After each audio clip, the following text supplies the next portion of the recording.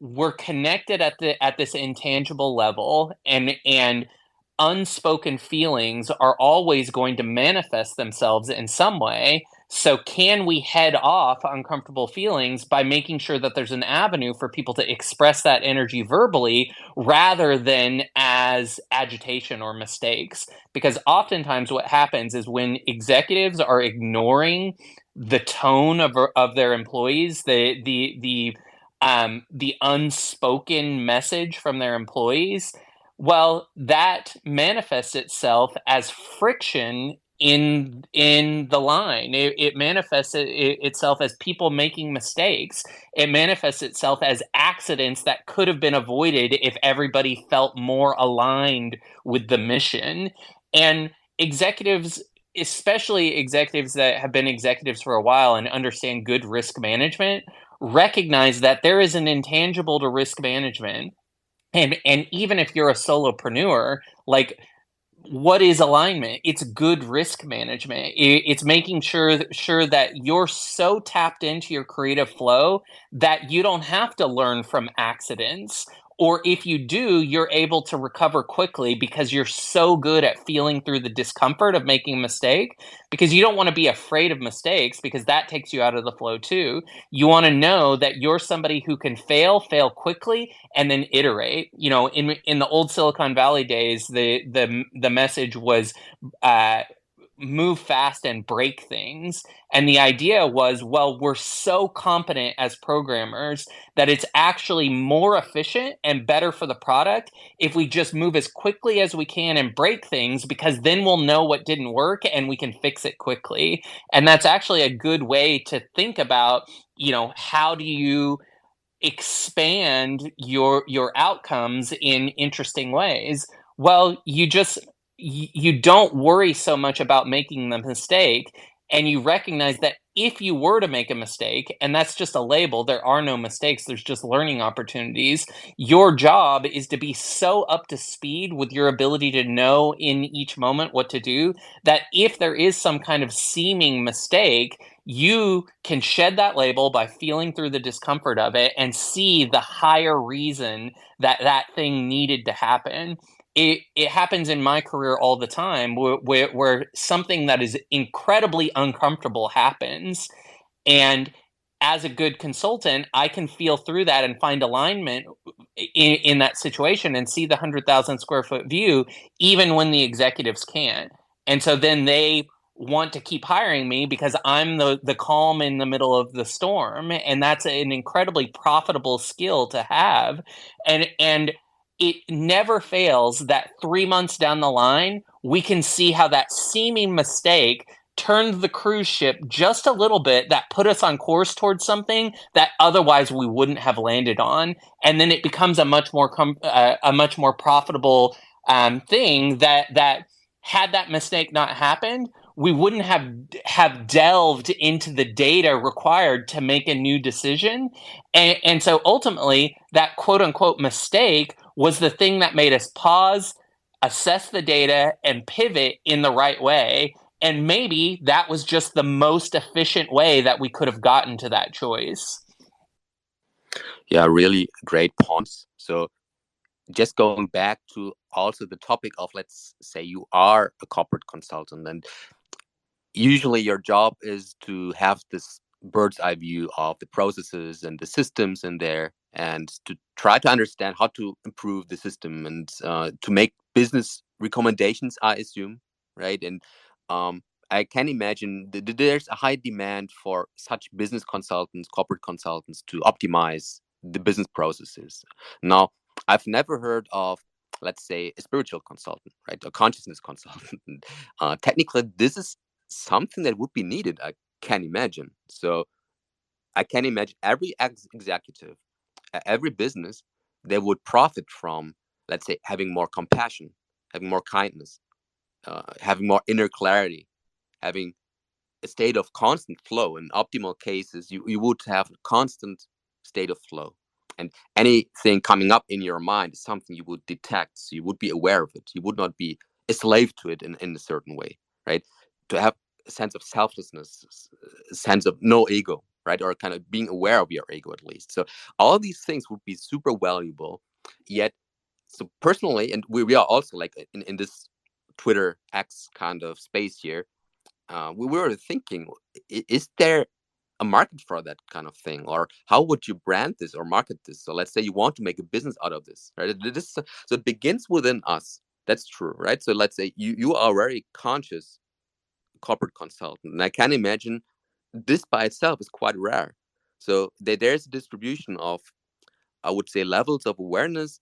And there are many very smart people, and they're so smart living in their mind, right? But maybe there is the spiritual dimension that they might not have access to yet, right? Or they don't just have access to this. And I would say if you have access to both dimensions, this makes you very valuable. So it begins within you to create this connection, this divine connection inside yourself. But then I just wonder, how do you, is there even a market for that to create a service or like consultancy around this? So this is something we were pondering ourselves. Is there actually a market for some kind of coaching that includes, let's say, those wisdom traditions or those spiritual teachings that would benefit anyone, right? So there, we all probably here in this space would know, would agree. I think that this is helpful for everyone. But I just wonder, I guess, in terms of branding or marketing, how do you reach those people? So uh, if you want to reach those alphas or those sharks, right, those killers, and there might be actually, they might have thick layers of ego that you would need to penetrate, and they might actually lack a certain level of self-awareness themselves. So how to reach them? So you wouldn't talk with them with loving kindness or mention even these terms. You said it yourself, right? So you wouldn't use certain kind of vocabulary, but on the other hand, they would profit from it either way, right? So it's just kind of for me a matter of how do you reach those people, or maybe do you even give up if you know, okay, I cannot reach through him. No, obviously you would want to connect on a certain level anyway. So there's, you try usually with some empathy, try to connect with anyone, right, and trying to reach them somehow. But I just kind of wonder, what do you see, or is there even a market for this kind of thing, and especially in, let's say, the B2B or corporate setting, right? So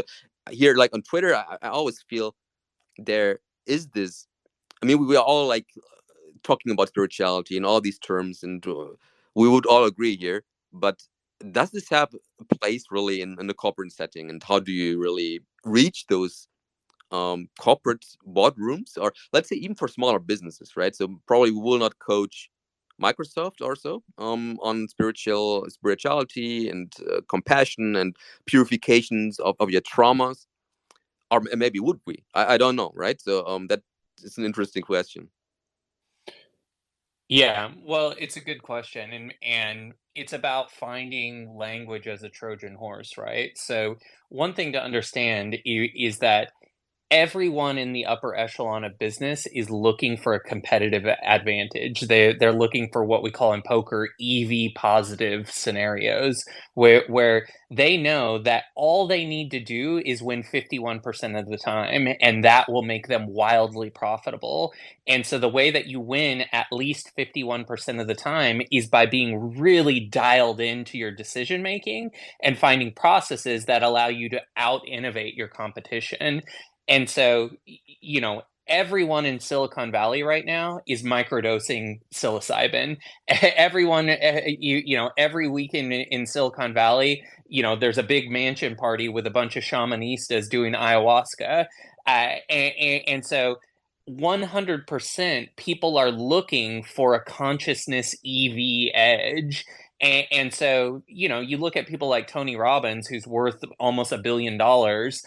Like he takes old ancient wisdom and repackages it for a corporate audience, and you know you can find a marketplace for anything that you're passionate about. Reality is designed so that you're going to be able to build a tribe around anything that you're passionate about. The fact that you have a desire to communicate something, baked into that desire that is showing you that the energetics and to build that audience exist. And so I guess maybe going from 100,000 view and then drilling deeper into it.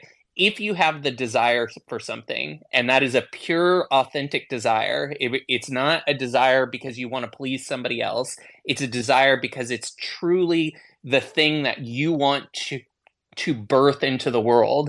That desire shows you that the energy exists to make it wildly successful. So working from that and reverse engineering from there, then it's just a matter of finding the alignment so that you can channel the soup of energies of those people. Like you're connecting telepathically to your future clients way before they ever show up in a Twitter space or see your Twitter posts. There's this kind of inception dream world that's happening at this telepathic spiritual consciousness level, and you're already coaching the future people that you'll be coaching in 3 years at some non-linear level, and so recognizing that your mission, should you choose to accept it, is just to know what you need to know in each moment and have the courage to execute on it. That's the work, and then watching it all unfold is the fun part. So in the executive board, we don't talk about it like spiritual with words like spirituality. We talk about it from the perspective of performance. Everyone understands performance. Everybody understands that you want number to go up, and that number go up often is related to a series of intangibles that make you EV positive. And so, a lot of executives play poker, or they're very familiar with game theory or zero sum games. Well, winning in zero sum games is about trusting your gut and your intuition, and being so practiced in your process that there's a muscle memory of it. And so learning the way that business in the modern world operates allows you to be a translator, and you can bring spiritual concepts into an analogy like poker, into a sports analogy, and these can be perfect metaphors for communicating these ideas without ever having to tell someone that actually what you're doing is becoming kind and raising your consciousness. Great, great, great. I mean, Nick raised his hand long ago. So, hi Nick, if you wanna speak, feel free to. Yeah, I would love to. Thanks for having me, and so good to see you all, and I'm really enjoying hearing your shares. So hello to everyone. I love this question also, and I decided to just share the link above. This is the profile of Siddha Performance, or Kapil Gupta. And for those that don't know, Kapil Gupta is an advisor to many CEOs and athletes. And probably the most notable client of his is Naval Ravikant, who is often kind of credited with having a very philosophical mind and a lot of thought leadership and ideas. And I think he's I also resonate with a lot of what he says, and he seems to be really balanced in his views. But that is to say, he also works with someone, right? And I'm sure there's also other coaches, advisors, therapists, mentors he's worked with in the past. But he credits Kapil specifically a lot, and it's incredible to also listen to some of the podcasts and conversations they have between them, and almost see like a different side of Naval that you don't necessarily see in others, because he's always the one kind of preaching or teaching, but then in that space, as Naval is kind of like the student, and it's a really interesting dynamic. But anyway, that is to say, what I really liked on Kapil's bio that's not there anymore, he said, and maybe it's on the website, but I remember he was saying advisor to CEOs and athletes. I mean, now he says advisor to a few hand-selected humans on the planet. But he was saying like Merlin to King Arthur and Pythia to Alexander the Great, or the Emperor Alexander, just to bring in this reference, this metaphor that this has been around for centuries, for decades, for millennia. And that's exactly that wizard, like that archetype. It is that that advisor that's not necessarily at the forefront, is not necessarily the one who's there kind of on the stage shining with the spotlight on. It's maybe like the second or the third person, kind of like the right hand, but they are the ones kind of guiding or supporting the unfolding.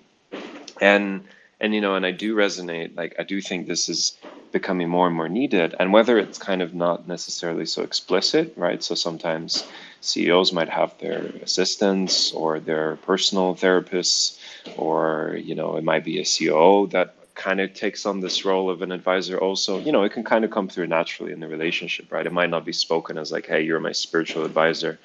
But you also kind of see, if you've ever watched Silicon Valley, the TV show, the TV series, I can't remember the name of the guy, but he also has like the guru advisor, But that kind of speaks to the truth, like yeah, and exactly as Musing is saying, like we're seeing that more and more, especially in the spaces like Silicon Valley, where people are looking for that edge, for these ideas, because ultimately, kind of getting into consciousness or spirituality, however you want to call it, helps to develop this intuition, to sense into what is just about to unfold or is only unfolding, and that helps to build the technology that is at the forefront, or to predict consumer trends. I mean, this was the gift of Steve Jobs also in many ways. Like he was able to tune into that intuition and not only notice what the needs of people are, but almost predict the needs of the people. And of course, there's a lot of other,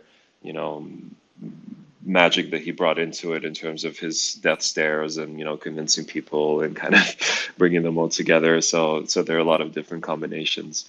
But yeah, I think that's such a rich question. But I think Musing kind of hit it on the nail, saying that, or hit the nail on the head, saying that it's all about adapting the language and communicating in those terms. And as you say, Self, those people can also be really driven by the achievement. So it's just kind of focusing on, okay, you want to grow your profit margin, your bottom line, you want to have a competitive advantage, whatever it is. Let's help you arrive at the best decision possible. We can use these and these mental frameworks or these approaches, these processes. Let's get everyone in the room together. Let's, kind of create this workshop space. But you don't have to mention the word, intuition, like, psyche or consciousness or, channeling or anything like that, right? So, but ultimately it's all the same thing, just expressed differently in the language. That's really so beautiful. Maybe I love that you brought up Kapil Gupta, because I think he's like pretty underrated, or I'm not sure how well known he actually is in spiritual circles. But you're totally right. Actually, usually Naval is the teacher, but when Kapil Gupta is there, he's actually the teacher. Naval is the student, right? And I think he has like this very novel or interesting perspective on spirituality that I see really, really rarely. And I think he's one of the few people that I really, really kind of look up to in a certain way, where I find his perspective extremely, extremely interesting. And kind of he criticizes almost all of spirituality, because he kind of realizes that many spiritual teachings are, let's say, especially on social media, but also in certain communities, there's still like a corruption of the mind. So he's kind of very critical in his kind of teaching, right? And he is always speaking of truth, and whatever you actually say, you never really say truth, right? And everything is more or less a lie. And especially many of those spiritual terms that are usually used very often. So you hear mindfulness and everything is love and all these things, and he heavily criticizes this. So he has a very refreshing take on this. Obviously, Naval is also great, and yeah, you're right. He's actually in some kind of executive coach with like this deep spiritual focus, and that shows there's a market for it, right? And I guess it would be really interesting to see how can this be replicated for, like, let's say, smaller brands, right? So not everyone will be able to coach Naval, but I guess you could downscale this a little bit and trying to do something similar, right? I think that this is definitely interesting, and yeah, really, really great points. And I love that we have now so many speakers here. So looking forward to all of you. Yeah, Aura, if you want to go ahead. I mean, I have a lot of things to say, but I would rather have the audience guide it. Thank you so much, spiritual intelligence. I appreciate it, and musing as well. I'm so glad I came here. Merlin suggested it to me. I had reached out on one of his DM chats saying that I'm looking to switch from a business that I'm in now to one that's more purpose led. And boom, he put this link in here, and I'm glad I was able to be here today because I'm very much understanding and relating to what you're saying, musing, and I do have a question. Um, but a little background before I ask that question is because my question is kind of around that embracing that, sitting in that discomfort. So that is the reason I actually came to X, to social media. This is the first time that I've been on social media. Very uncomfortable for me back in March when I first came here because it is just out of my wheelhouse.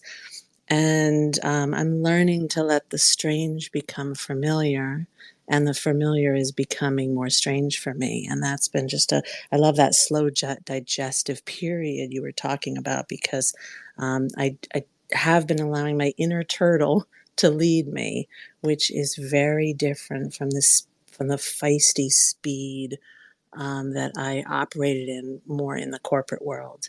And so I have moved from living in just action with no awareness, which was a very, while ignorance is bliss, it created a lot of unmanageable aspects to my life. And then I got awarenesses. And I would leapfrog like a hot potato from the awareness because I couldn't sit in the discomfort.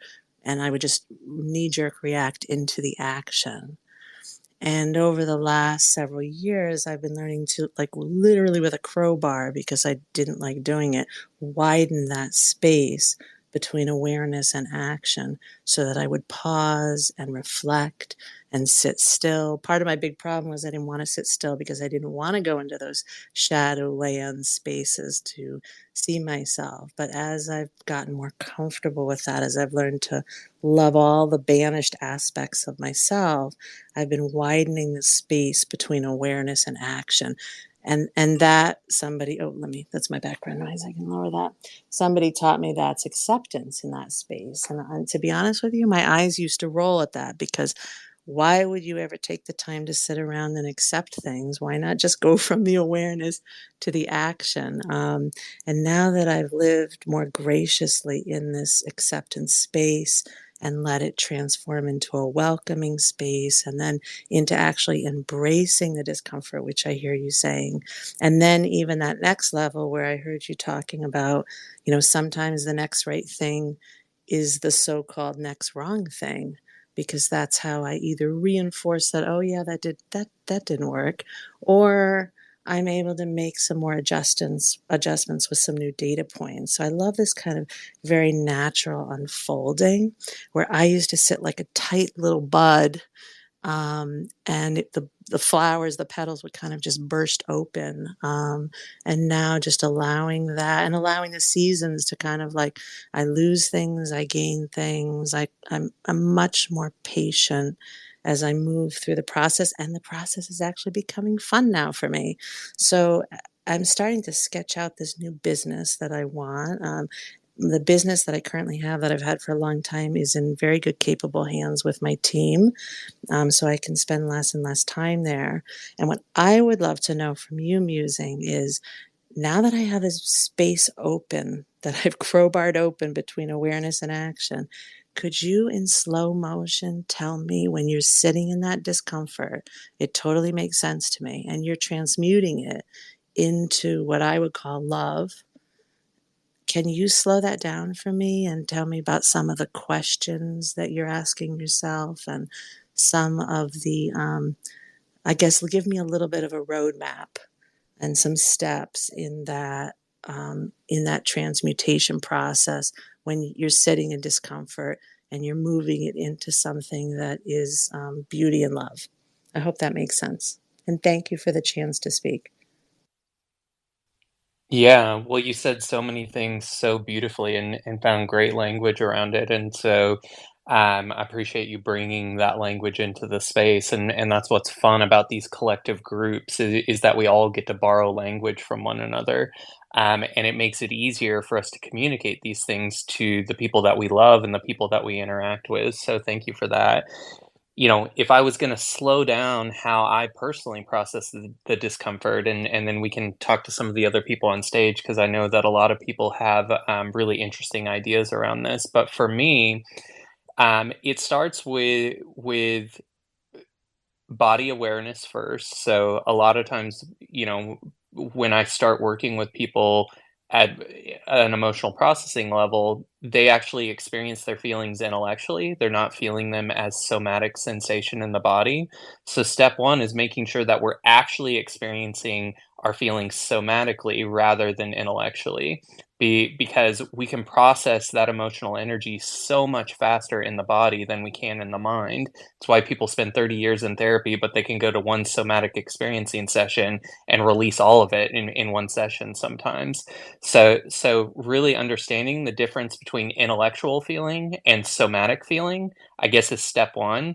And then you can start to use some intellectual processes to get into the body and to feel that somatic sensation. So for me, you know, I do a type of worst case, best case scenario venting. Sometimes I call this a murder letter if I'm mad at somebody. But basically, what I'm doing is I'm saying, okay, I've sat with myself for 5 minutes. I kind of have a sense of some of the emotions that want to express in my body. So some of the sensations that I'm feeling are concern, frustration, anger, maybe. And so I'll just write those 3 words at the top of for me, it's a legal pad. And then one at a time, I'll start with the first word. So concern. From where could someone or a spiritual being or anyone in this reality experience concern?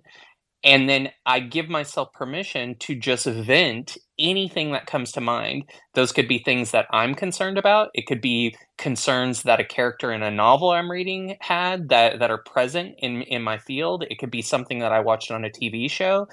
I'm using the legal pad to vent any possible scenario that I can think of that would trigger that feeling that I'm experiencing in my body right now of concern.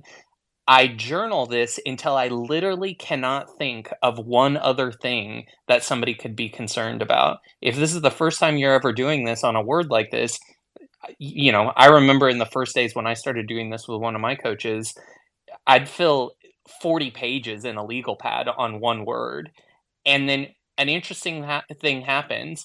You get to a point where you literally cannot think of another thing that you could be concerned about, and you start laughing out loud because it's so hilarious to be so well vented and expressed that this deep sense of relief comes up.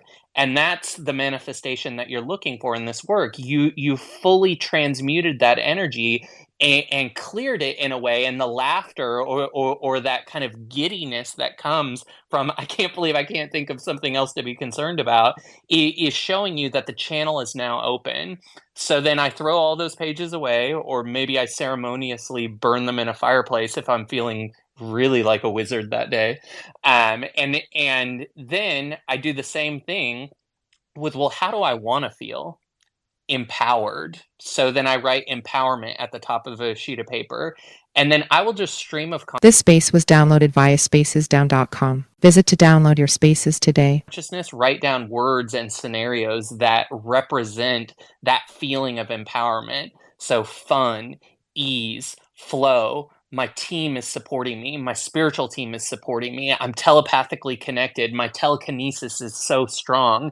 My business is thriving. I know exactly what I need to know when I need to know it. And then I will fill one or two or three or however many pages feels good to the point where I'm really gussying up the feeling of how good it feels to be in empowerment. And then I'll go back and look at that list of other words. So maybe the next word was frustration. And I'll track in my body somatically. Okay, so I went through that process. I expressed a worst case scenario, and then I filled in the gaps with the best case scenario. Now, as I look at frustration, do I actually feel frustration anymore? Or did that process kind of help me vent all of that out? If I look at frustration and I think about from where somebody could experience frustration and frustrating thoughts come to me, then I go through that process on frustration, vent all of the possible ways that somebody could experience frustration. As I'm writing those frustrating things out, I'm feeling them somatically in my body because that frustration, that thought of frustration is an energetic acupuncture needle that's poking me in the energy field where there's energy ready to release back into creative potential. Then I get to the place where I can't think of anything else that I could be frustrated about. Now I go through the best case scenario. This can take some time. You may want to do it once a week and block out a few hours to do it.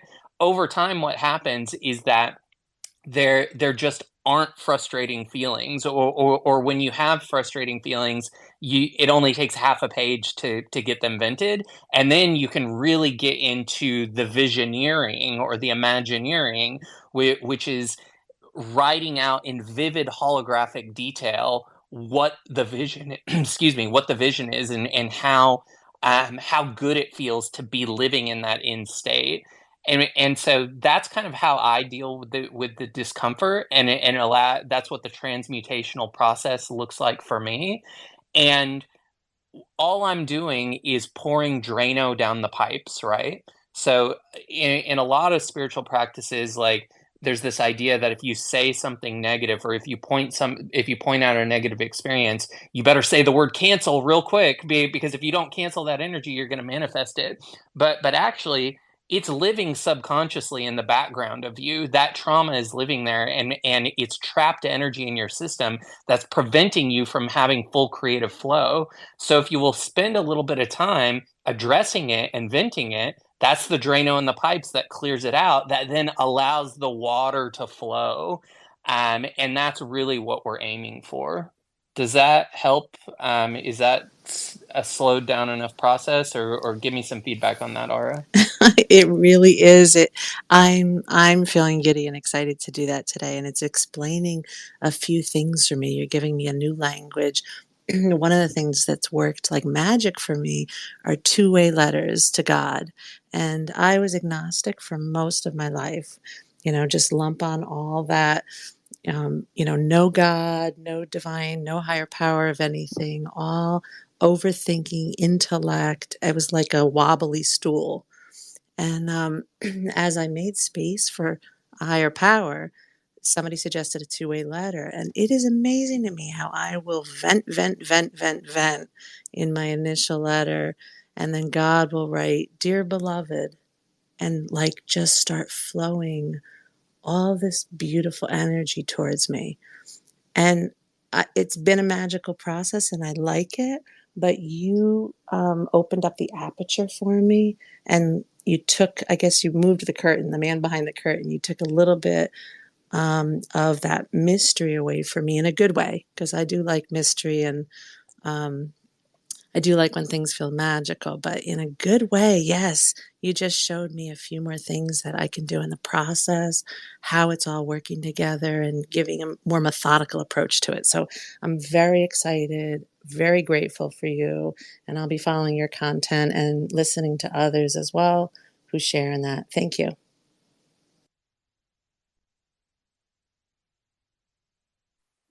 Thank you for sharing. I mean, there's so many points. I'm learning a lot. Thank you, Musing. Thank you, Aura. Pradi, you've raised your hand for a while now. Feel free. Hi, thank you. So this is just going back a little bit to the conversation you guys were having about spirituality in business. And I just wanted to share a little bit from what I've experienced. So I guess there are two ways of looking at it, right? The one is to get into a business and take a person down a spiritual journey with them knowing they're going down that journey. And the other is with taking them down that journey in a business context. So just purely for them to hit their outcomes, but taking them down that journey along a spiritual route. And so what I found was a lot of things. So, I mean, see, the way I see spirituality, I mean, everyone has a definition. The way I see it is, it's just seeing as many perspectives as you can possibly see.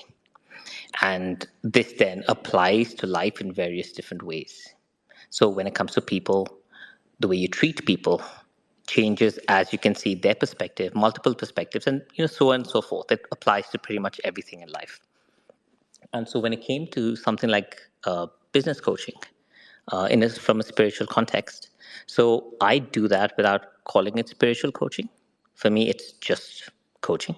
It's coaching the individual, the person who leads the business, and but a lot of what I do is around people. So how to actually treat situations where the person normally looks for immediate outcomes. So that's typically how businesses run, but how to do it in a way in which they're able to see the benefits of actually doing something that relates more to who they want to be as a human, and allowing that to pan out into a more sustainable long-term business, because you start building relationships around you where people actually, you're looking out for people, because when you're doing it purely for the immediate outcome, you tend to do it at the cost of others. It tends to be a win-lose. But when you start doing something where you start embedding your own ethics, your own sense of self, your own sense of your own values and principles into it, then you start taking decisions where you might not benefit right now, but you benefit from building a structure where everybody, it's almost like a thriving ecosystem where every human feels heard, every human feels like they're taken care of, they're seen. And in a lot of ways, this is just spirituality. It's just a way of being able to step out beyond a perspective and seeing things from other angles. And this is just one example, right? So in terms, this is where it comes to people. But then there comes the idea of being able to work, dedicate your work towards what you're doing right now, and letting your outcomes be a byproduct of it. And again, so for me, the relationship of the coach and the person I was coaching was just purely from a place of saying, look, this is kind of what I see from the situation. These are the perspectives I see. And then you allow the person to take a decision that's good for the business from that standpoint. And invariably, adding more perspectives always takes it down a more sustainable route, which also brings in financial results. So I guess the question is, can you take, and this applies not just to business, but anything, can you take people down a journey which is spiritual without teaching them spirituality? Because when you do that, then you're actually just dealing with their day-to-day challenges, their day-to-day issues, what they're really looking for right now. And you're helping them expand their awareness, which is just a spiritual way, so to speak. Yeah, I think it's really well said. And one thing that I wanted to add, because I resonate with your experience and how you take clients down that path, and you give beautiful language to what that looks like for you and your clients. And I think clients are very lucky to have consultants that can hold that tight of a container and really intuit how they need to hear things. So, like, that's what makes somebody a good coach or a consultant, is being able to tune into the person and personalize the delivery of data in a way that is impactful or salient for them for wherever they're at on their journey. But one thing that I wanted to add that has become abundantly clear to me in my corporate consulting is that if you personally are living a spiritual life as you see fit, and for me that just means living authentically, being passionate, doing the things that you want to do, standing for the things that you want to stand for. When you're putting out that kind of energy, people will start to ask you about things they didn't hire you for. So all the time, I have people that just hired me as a business consultant. And of course, I'm working in all of the performance consciousness stuff into our conversations, but they didn't hire me as a guru. They hired me to help improve their sales team, or whatever the case may be. but it never fails that when somebody hangs around me long enough, they start to ask really interesting questions. Sometimes, and they ask them from the context that they're coming from. So sometimes it'll be, do you meditate? Like, what's that about? Like, I've had somebody that I never would have expected to ask me that question. Or a lot of times, if somebody's coming from a Christian background, do you go to church? What kind of a church do you go to? So what they're doing is they're recognizing that there's an opportunity to scratch an itch that they didn't even know that they had. And I am there, as a clear channel for them to start to explore that. They're paying me for something seemingly unrelated, but ultimately it's all related. And I've had many clients where we have this beautiful integration of the business work that they thought they hired me for, and then doing the emotional processing, which is really what they actually needed. And so, for me, I don't ever project that onto anyone. I just allow everybody to be where they are. They're at whatever level of consciousness they are.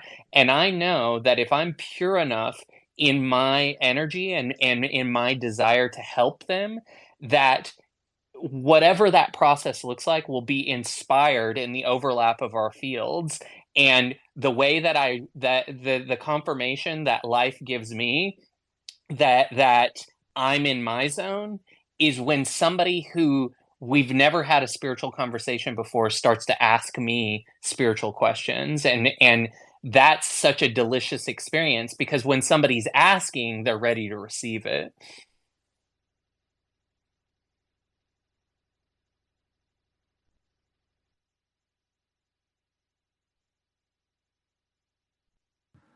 This is really beautiful. So I really like both of your perspectives. To And I'm curious, how much of spirituality do you actually use in really interacting with clients? So you both, I think, mentioned that you don't really necessarily use that, but I assume you still radiate it from your heart, right? You cannot hide it really. If you embody it, you still radiate it, and people will notice. And I guess that they feel intuitively a certain resonance, and they might actually think, okay, what's up with that guy? There is something about him that's interesting, right? So he's not like this soulless vessel, but there's something deeper inside. I can imagine that you project this kind of energy outwards, and it will be received by some, not by everyone. It depends on how well attuned their antennas are, I guess. But it's just for me, it's really interesting, and I'm curious. So, do you try to solve business problems mostly, or do you also coach individual people or maybe individual teams? And it's also one context of this is, I let you mentioned this before as well. You attended a seminar on flow, right? And flow itself is something that can be framed in a spiritual context. So you can go into almost a state of no self. You just be here in the present, and you are just here effortlessly, right? And everything flows, and there's no resistance, no judgment. You just do it. But you can also do it from a perspective of, okay, how can we actually increase our productivity here, right? So can we want to have 5% more revenue? And yeah, if all this spiritual mumbo jumbo gets us there, then let's do it, right? So maybe the boss will decide something like this. I'm just really curious, and it depends, I guess, on the awareness level of the business itself. So I'm just I know, so that there's some market for explicitly hiring for coaching in this domain, but I mean, I just wonder, it still appears niche to me, but maybe it is just really, I'm curious if this is really a big thing, or like almost a side effect of what you're doing. Well, I always consult from the level of decision making. So at the executive level, your job is to make decisions and own them. So the only area for improvement is better decision making. So better decision making means capable of seeing more data points, capable of connecting those dots in more interesting ways than your competitors, capable of seeing where your flaws are and being willing to explore those rather than just brushing them under the carpet. So decision making is a spiritual process. It is a process of consciousness being executed in physical reality. So even though I wouldn't probably use those words with an executive until they've specifically asked me for language like that, we always talk about decision making, because if they knew what to do, they wouldn't need to hire a consultant. And so there's something that they don't have 100% confidence on, or they're not seeing all the data points yet. And so sometimes I act as the mechanism for being able to see that. I'm helping because they oftentimes in our own businesses, like if you've ever tried to write copy for your own business, sometimes your business is so close to the chest and you're so involved in it that you actually can't see the best way to communicate it. That's why it's almost always better to hire an external copywriter, because they're going to be able to see what your business actually is and how to connect the dots to someone external to you. So this happens in internal decision making in companies all the time. They're too close to the process sometimes, and so you bring in a consultant to help you see what you're not seeing, and to act as a conduit for additional data points that maybe you didn't think about. Consultants are often bringing in perspectives, and many times businesses will hire 5 or 6 consultants to go and research the same thing, just so they can make sure that they have all data points in front of them, and then they can go with their gut on which of those presentations makes the most sense to them. Now, oftentimes I will start as the conduit for collecting some of those data points and seeing the 100,000-foot view from my perspective, and then just through our conversations that will often lead into, if someone ever says to me, well, I'm seeing these 2 presentations and I'm not sure which one to pick, how would you go about it? That's when there's an opening for me to talk about how I make decisions. And the way that I make decisions is by making sure that I'm clearing out any past trauma or discomfort around the decision, removing labels, removing attachment, and really making sure that I'm in a place of pure creative flow when I'm making that choice. Sometimes that means doing some type of meditative work or some emotional processing, and I can suggest that, and people are usually open to anything. I mean, they've hired me, and so they trust me to a level where if I suggest something, they're open to exploring it, and then if it works, they're open to do more of that. So I'm comfortable enough in the results that my emotional processing process gets people, that I can suggest it, enact it, and then know that they're going to have a deeper sense of clarity and understanding around what they're doing, and then that makes them want to do that more. And then oftentimes our relationship will pivot more from the business side of things to, let's just do more of that emotional processing, because that was such a weird experience, is usually what they call it at first, before they can identify it as a beautiful experience. And so that's kind of what those relationships look like to me. But it always stems from, how do I make better decisions as an executive and see more of the big picture so that I can be EV positive over my competition?